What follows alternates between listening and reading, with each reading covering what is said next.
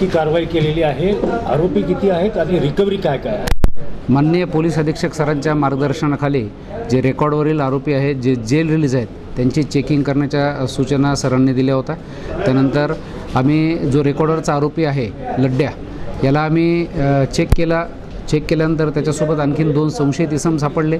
त्यांच्याकडे काही मोबाईल सापडले ज्याबद्दल ते व्यवस्थित माहिती देऊ शकत नव्हते. अशा आरोपीकडून आम्ही अधिक विचारपूस केली असता साधारणतः 6 ते 7 गुन्हे ओपन झालेले आहेत. याच्यामध्ये एकूण 44 मोबाईल, 3 गाड्या आणि 1 खंजर असा आम्ही रिकवर केलेला आहे. मुद्देमालची रिकव्हरी जे साधारणतः 10,61,000चा मुद्देमाल आम्ही रिकवर केलेला आहे.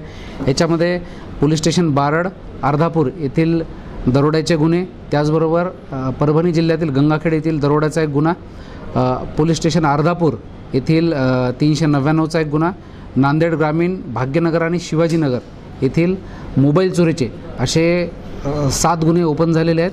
आणि याच्यामध्ये दोन्ही प्रकरणामध्ये मिळून आमच्याकडे आता सध्या 11 आरोपी आहेत आणि 11 आरोपी आमच्या ताब्यामध्ये आहेत. याच्यामध्ये आरोपी वाढण्याची शक्यता आहे. हे जे आरोपी आहेत त्यांचं वय लक्षात घेता हे नशापानी करण्यासाठी हे चोरीचं काम करायचे का कशासाठी करायचे? म्हणजे यामधील 2 ते 3 आरोपी जे आहेत त्यांचं सेम बॅकग्राऊंड आहे, सेम रेकॉर्ड आहे. 395, 392 मोबाईल स्नॅचिंग, चेन स्नॅचिंगचे.